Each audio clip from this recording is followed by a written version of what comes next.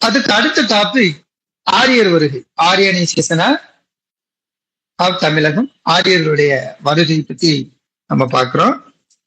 ஆரியர்கள் வந்ததை பத்தி ஏற்கனவே ஒரு கல்வெட்டுல நம்ம தமிழ் இலக்கியத்துல வம்ப மோரியர் அப்படின்னு மாமூலனார் அப்படிங்கிறவர் சொன்னாரு அப்படின்னு நம்ம பார்க்கிறோம். ஏறத்தாழ கிமு 1600 ஆரியர்கள் இந்தியாவுக்கு வந்ததாக வரலாற்று ஆசிரியர்கள் வந்து குறிச்சிருக்காங்க. அதே கிபி 1600 ஆங்கிலேயர்கள் இந்தியாவுக்கு வந்தாங்க. 2 டேட் நல்லா ஞாபகம். கிமு 1600 ஆரியர்கள் இந்தியாவுக்குள்ள வந்தாங்க. கிபி 1600 ஆங்கிலேயர்கள் இந்தியாவுக்குள்ள வந்தாங்க அப்படிங்கிறது தெரிஞ்சுக்கோங்க. பர்டிகுலரா பாத்தீங்க அப்படின்னா இந்த ஆரியர்கள் வந்ததை பத்தி அர்த்த சாஸ்திரம், அதுக்கு முன்னாடி இருக்கக்கூடிய ராமாயணம், ராமாயணத்துக்கு முன்னாடி இருக்கக்கூடிய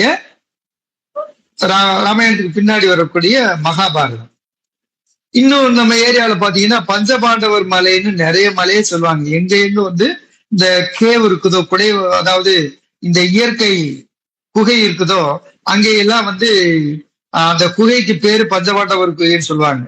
திரௌபதியோட இங்க வந்து தங்கினாங்க அப்படின்னு சொல்லுவாங்க.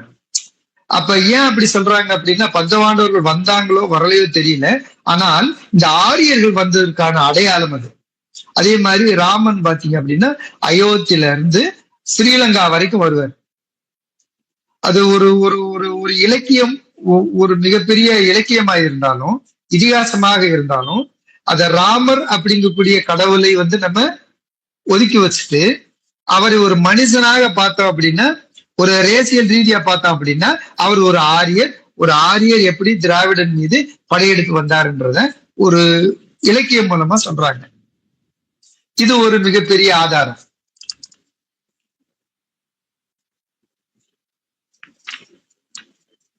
சிலர் என்ன பண்றாங்க, 1000 BC வந்ததாகவும் சொல்றாங்க. அவங்க வந்த வழி கைபர் போலம் கணவாய் வழியாக வந்ததாக சொல்றாங்க. அதுலயும் பர்டிகுலரா தமிழ் இலக்கியங்கள், இந்த மித்தாலஜிக்கல் லிட்ரேச்சர்ஸ் என்ன சொல்றாங்க அப்படின்னா, அகஸ்தியர் அப்படின்றவரு நார்த் இந்தியாவில இருந்து சவுத் இந்தியாவுக்கு வந்து தமிழை வளர்த்தாரு, தமிழ் மொழிக்கு இலக்கணம் வகுத்தாரு, அதுக்கு பேரு அகஸ்தியம் அப்படின்னு நம்மளால சொல்லிட்டு இருக்காங்க. ரிக்வேதத்திலையும் அதை பத்தி சொல்றாங்க, மகாபாரதத்திலையும் அதை பத்தி சொல்றாங்க, ராமாயணத்திலையும் அதை பத்தி சொல்றாங்க. இது எல்லாம் பார்க்கும் பொழுது ஆரியர்கள் கண்டிப்பா தென்னிந்தியாவிற்கு வந்திருக்காங்க அந்த காலத்திலேயே. அதனுடைய விளைவு எங்க வரும் அப்படின்னா பின்னாடி நம்ம பார்க்க போறோம். இதுக்கு அடுத்த டாபிக்ல நம்ம பார்க்க போறோம். என்ன அப்படின்னா, இந்த பிராமின்ஸ் தமிழ்நாட்டுக்குள்ள வந்ததுனால ஜாதி முறை தோன்றியது, ஜாதி முறை தோன்றியது. ஆனா அது சங்க காலத்துல ஜாதி முறையாக பார்க்கப்படவில்லை, அவ்வளவுதான். ஆனா அவங்க இருந்தாங்க, அதாவது இந்த ஆரியர்கள் சங்க காலத்துல இருந்திருக்காங்க, புரோகிதாஸ் இருந்திருக்காங்க. ஆனா அவங்க ஜாதி முறையை அவ்வளவு விஸ்தீரிக்கல. அதுக்கு பின்னாடி வந்த பல்லவா, சேரா, சோலாஸ் காலத்துலதான் ஜாதியை வந்து ரொம்ப ஆணித்தரமாக ஊதியிருக்காங்க. சரி, இப்ப அடுத்து நம்ம பார்க்கக்கூடியது எது அப்படின்னா சங்க காலம், இந்த சங்கம் ஏஜ், அதை பத்தி பார்க்கிறோம். இந்த சங்கம் அப்படிங்கிறது என்னன்னா கற்றறிந்தோர் கூடிய சபை அப்படின்னு பேரு. அது கற்றறிந்தோர் அப்படிங்கிறத விட இலக்கியவாதிகள் சேர்ந்த ஒரு குழு அப்படின்னு நம்ம சொல்லலாம், அல்லது ஒரு கலை கழகம் அப்படின்னு சொல்லலாம். இந்த லிட்டரரி அகாடமி, தமிழ் லிட்டரரி அகாடமின்னு சொல்றாங்க. அது இருந்துச்சா இல்லையா அப்படிங்கிறது வந்து ஒரு கேள்விக்குறிதான்.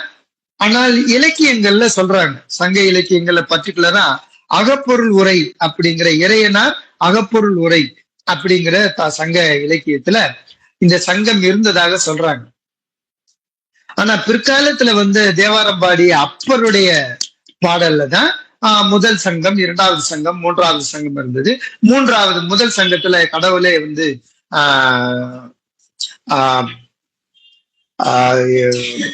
குறள் எழுதினாரு அப்படின்னு சொல்றாரு.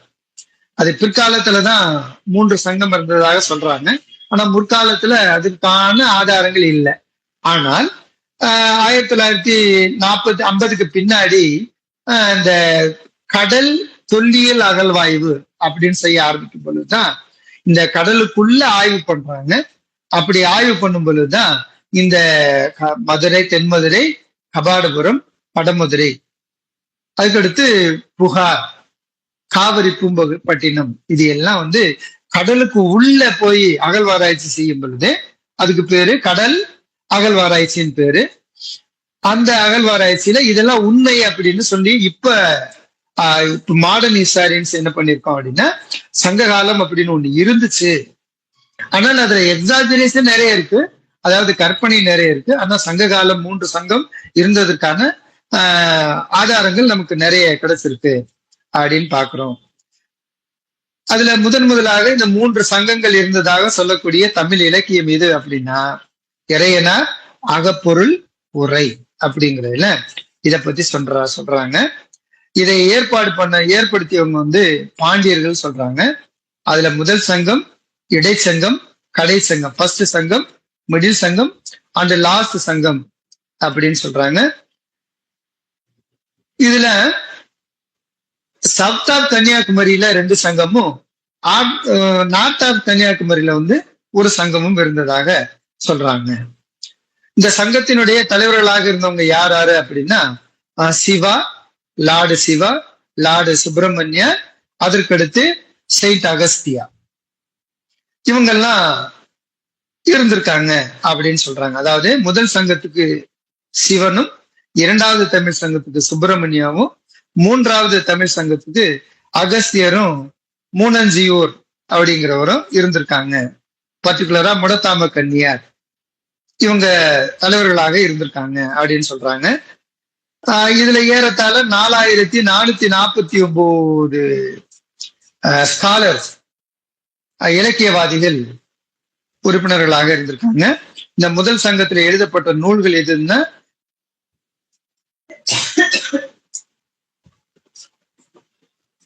பெரும் பரிபாடல், முது குருகு, முதுநாரை, களரியுரை, இது எல்லாம் அகஸ்தியர் எழுதினார். அதுக்கடுத்து அகஸ்தியர் எழுதின அகஸ்தியர். இது எல்லாம் முதல் சங்கத்துல இருந்திருக்குது. இந்த முதல் சங்கத்தை ஆண்ட மன்னர்கள் எத்தனை பேரு அப்படின்னா 89 பேரா. 89 Pandya Kings were ruled over in first சங்கா. அதுல குறிப்பிட தகுந்தவர் யாரு அப்படின்னா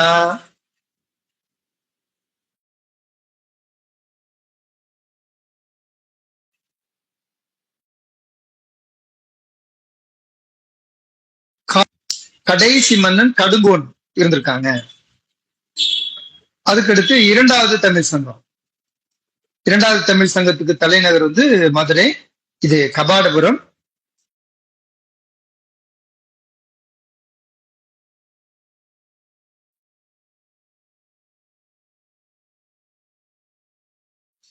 ஸ்காலர்ஸ் இருந்திருக்காங்க.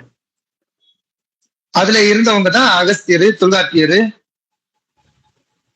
வேலூர் காப்பினினார், இவங்கெல்லாம் இருந்திருக்காங்க. இந்த காலத்துல எழுதின நூல் தான் மாபுராணம், இசை ஞான,